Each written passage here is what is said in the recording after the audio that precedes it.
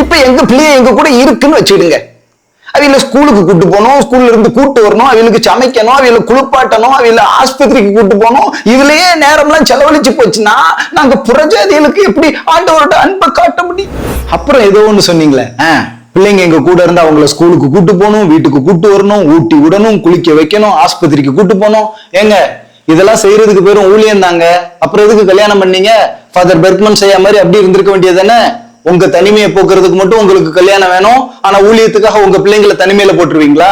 இது எந்த ஒரு நீதிங்க? நல்லா உரைக்கிற மாதிரி கேளுங்கய்யா. ஹாஸ்டல்ல பிள்ளைய மட்டும் தான் பெத்தவையில பிரிஞ்சு வேதனை விடுவாங்களோ, பெத்தவைய எங்களுக்கு எல்லாம் வேதனையா இருக்கோ.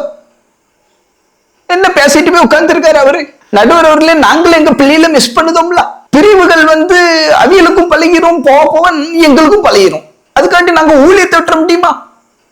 ஊழியத்தை ஊழியமையா? ஊழியத்துக்கு அர்த்தமாவது தெரியுமா ஐயா உங்களுக்கு? அப்படி சொல்லுங்க நடுவர் அவர்களே. எங்க டிராக்ஸ் கொடுக்கறது மட்டுமா ஊழியம்? கணவன் மனைவியா சண்டை போடாம இருக்கிறதே பெரிய ஊழியங்க. அப்படியே சண்டை வந்துட்டாலும் சீக்கிரமா இறங்கி வந்து ஒருத்தருக்கு ஒருத்தர் விட்டு கொடுத்து முகமலர்ச்சியோட எதுவுமே நடக்காத மாதிரி குடிக்கிறீங்க பாருங்க ஒரு டீ.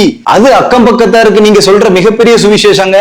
நல்லா புரிஞ்சுக்கங்க. சர்ச்சில் நின்று பிரசங்கம் பண்றது ஈஸி, ஆனா வீட்டுல அடம் பண்ற பிள்ளைய பொறுமையா சகிப்புத்தன்மையோட அவங்கள நல்வழிப்படுத்துறதுதான் கஷ்டம். பைபிளை விரிச்சு வச்சுக்கிட்டு பெருசா தியானிக்கிறேன்னு உட்கார்ந்து இருக்கிறது ஈஸி, ஆனா பிள்ளைக்கு ஆய்கல்வி விடுறதுதான் கஷ்டம்.